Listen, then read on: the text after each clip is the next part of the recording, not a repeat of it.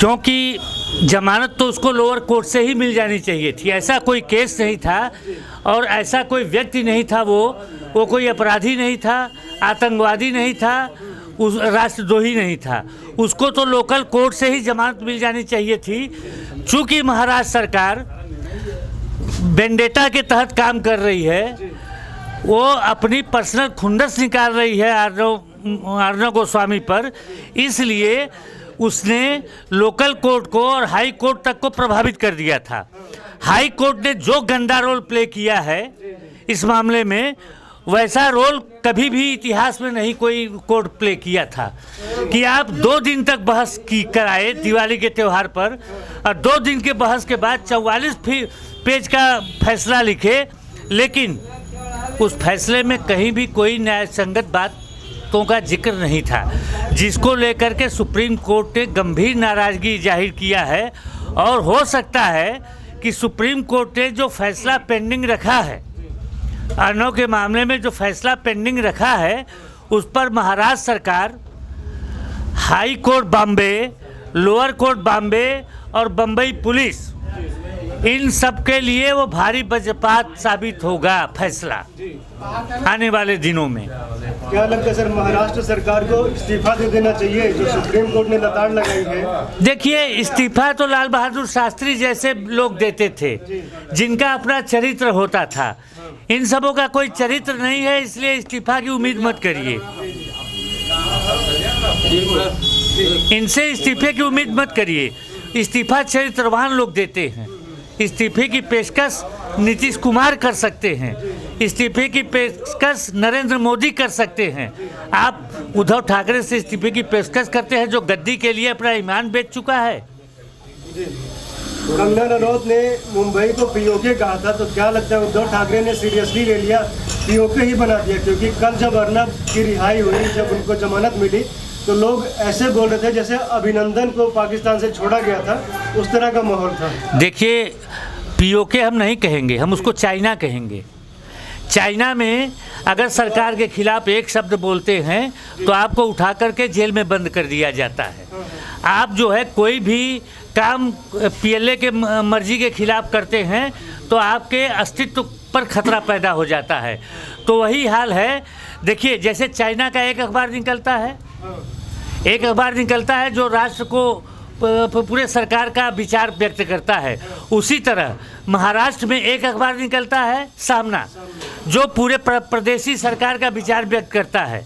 देखिए, चाइना में कोई आदमी सरकार के खिलाफ नहीं बोल सकता, महाराष्ट्र में कोई आदमी सरकार के खिलाफ नहीं बोल सकता। ये चाइना के, हम उसको पीओके नहीं कहेंगे, हम उसको चाइना कहेंगे, बीजिंग कहेंगे महाराष्ट्र को। इन्होंने महाराष्ट्र को बीजिंग बना दिया है। आप क्या कहेंगे सर इस विषय पे?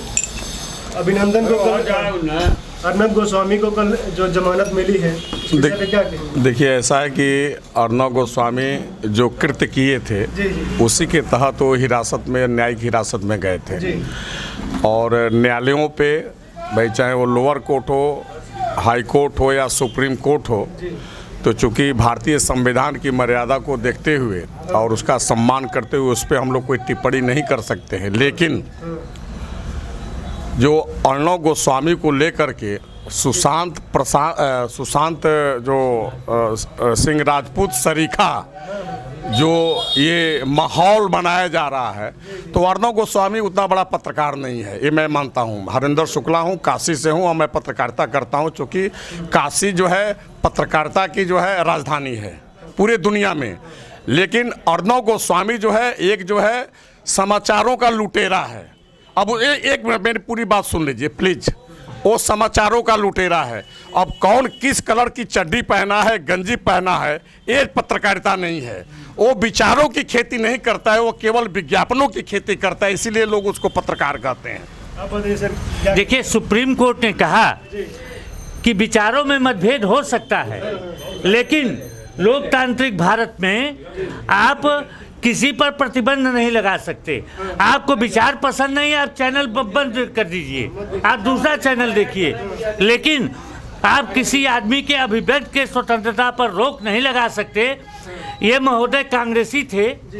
जिस तरह से आपातकाल में कांग्रेस ने अभिव्यक्ति की स्वतंत्रता पर रोक लगाया था और प्रेस को सेंसर कर दिया था, तो इनकी मानसिकता वही है।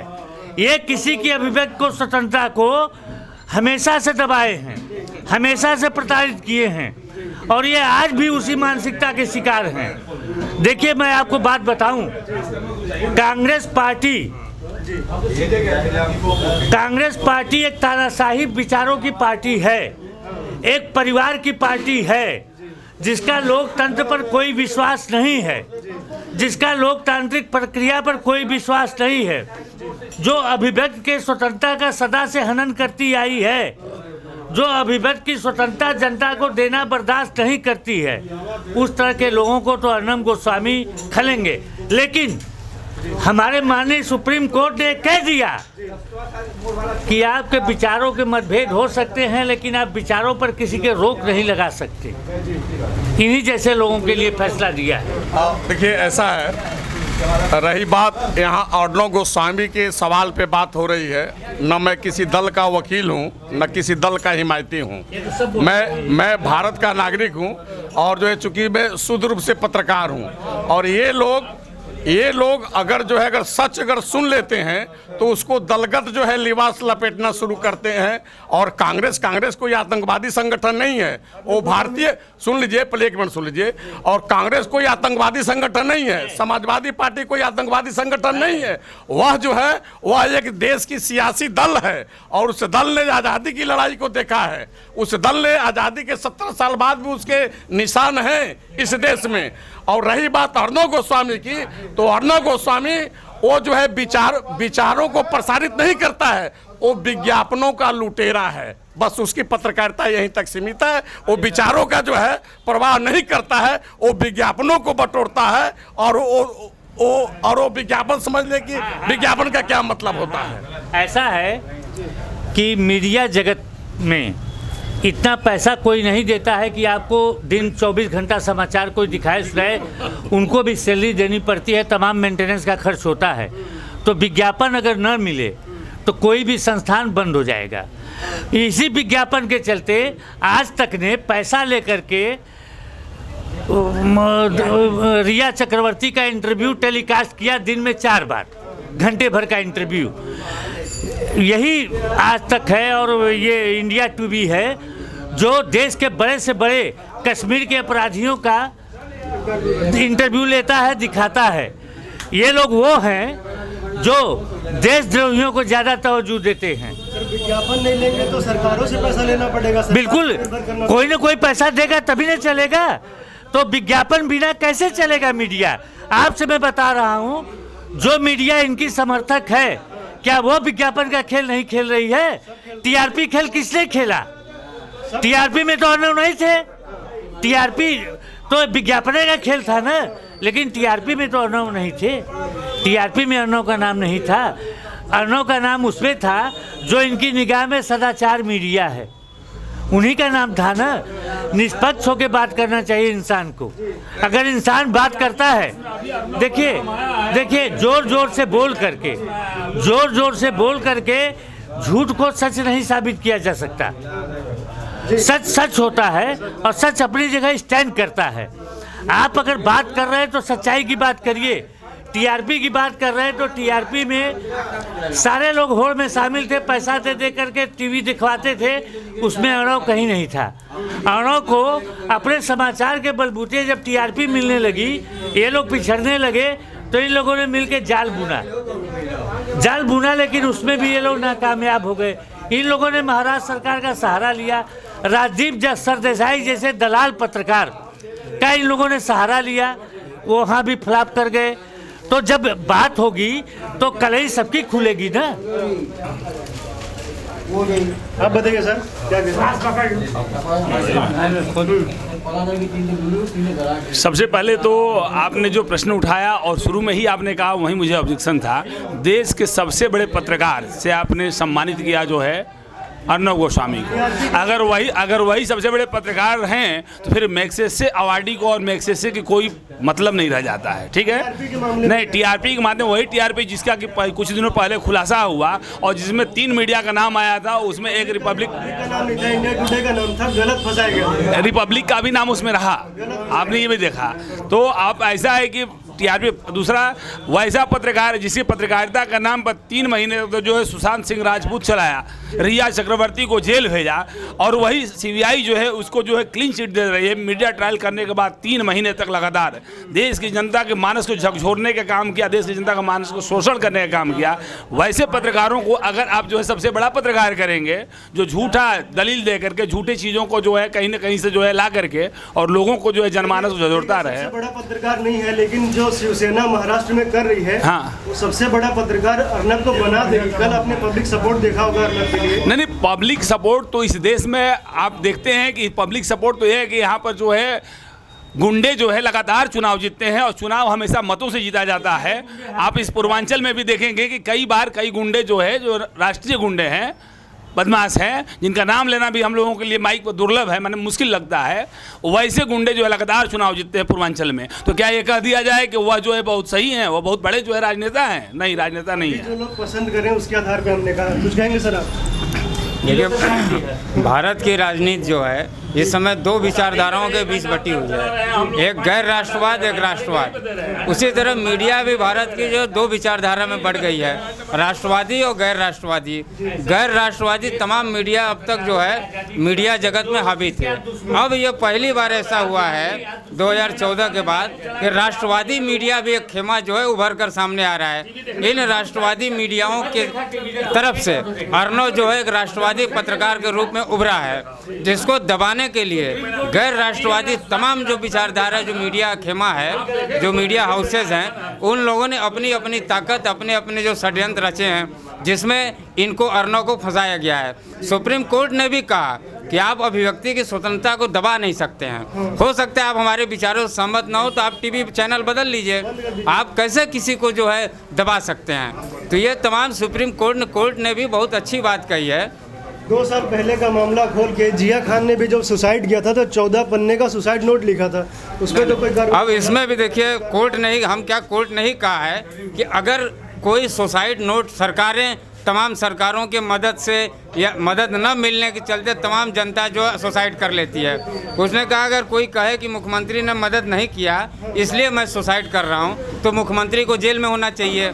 किसी के फैसले, कोर्ट ने कहा कि न्यायालय के तमाम फैसले किसी के विपक्ष में जाता है, किसी के पक्ष में।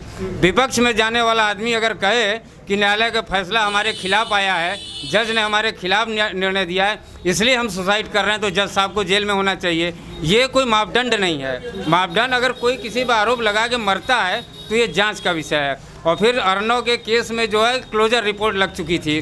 क्लोजर रिपोर्ट जब लगी थी तो फिर आपको कौन सा ऐसी महामारी आ गई कि आपने उसको उभार के जो है फिर उसको जेल में डाला गया। तो सुप्रीम कोर्ट देखिए उसका क्लियर एकदम फंडा है कि जो गलत है वो गलत है। इसलिए ये जो लड़ाई आप देख रहे हैं कि अर्नब का और लोगों का, ये मीडिया हाउस के 2 खेमे, गैर राष्ट्रवादी और राष्ट्रवादी खेमा है।